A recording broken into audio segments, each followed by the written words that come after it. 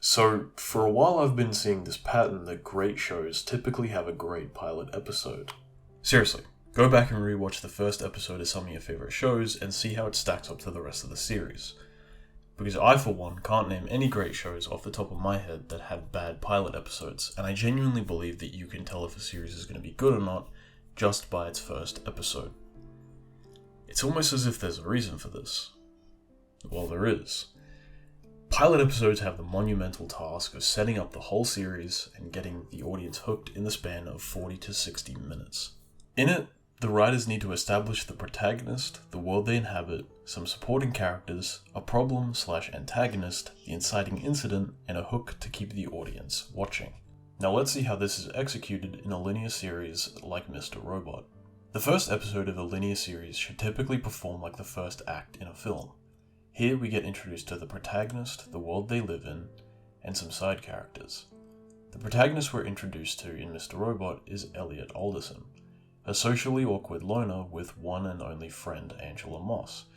By night he uses his unmatched knowledge of hacking to be a cyber vigilante, as well as gathering information on everyone in his life.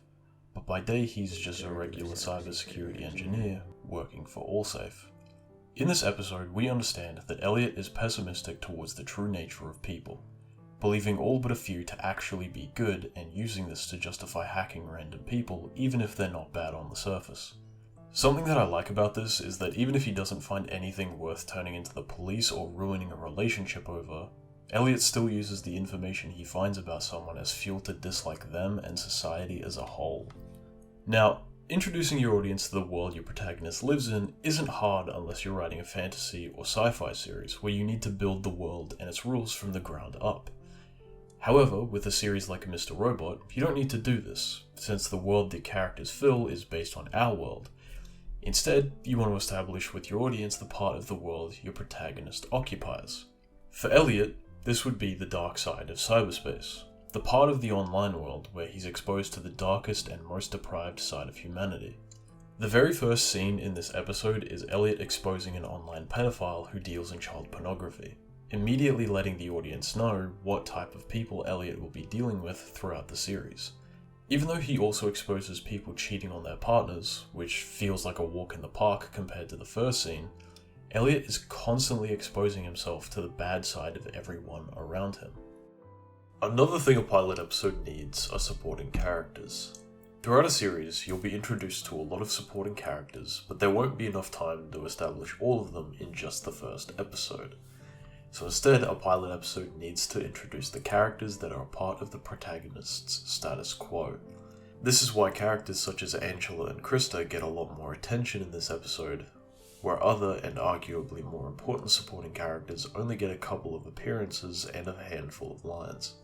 Angela, being Elliot's best friend, and Krista being his therapist, allows the writers to establish to the audience that these are familiar people in Elliot's world, and therefore they need to become the first side characters the audience become familiar with.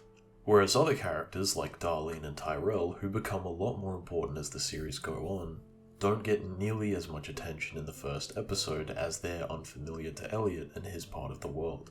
However, there is one character that gets plenty of attention in this episode despite not being a part of Elliot's status quo, Mr. Robot.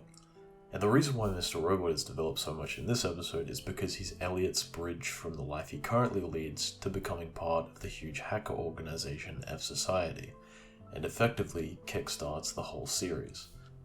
Something else a pilot episode needs is an inciting incident or a moment to start the protagonist's journey throughout the series. After setting up the world and characters, the inciting incident for Mr. Robot is when Elliot is given the choice by F Society to frame Terry Colby for the recent Allsafe hack and force him to be removed as CEO from Evil Corp, allowing the beginning of their plans to remove all debt. By giving Elliot the choice on whether or not he wants to frame Terry Colby allows the series to set up Elliot as an active protagonist, even if he isn't the main shot caller in F Society, and the closing moments of the episode are a payoff of Elliot's decision and the precursor to the rest of Elliot's journey. Finally, a series needs a hook to keep the audience watching, and there's one of two ways to do this. You can either do this with a cliffhanger at the end of the episode, or have a surprise scene that subverts your audience expectations and maybe involves some shock value. One of the best first episode subversions of expectations I've seen was from a series called The Boys.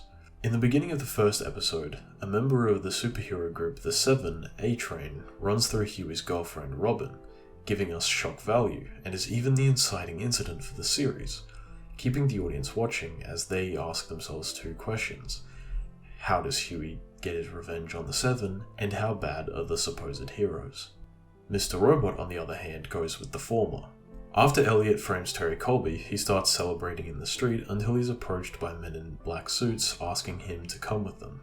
And the episode ends with Elliot walking into a room of blurry-faced executives, with the last thing we see in the episode is one face unblurring and is revealed to be Tyrell Wellick. And the episode ends there, leaving the audience to wonder, what comes next?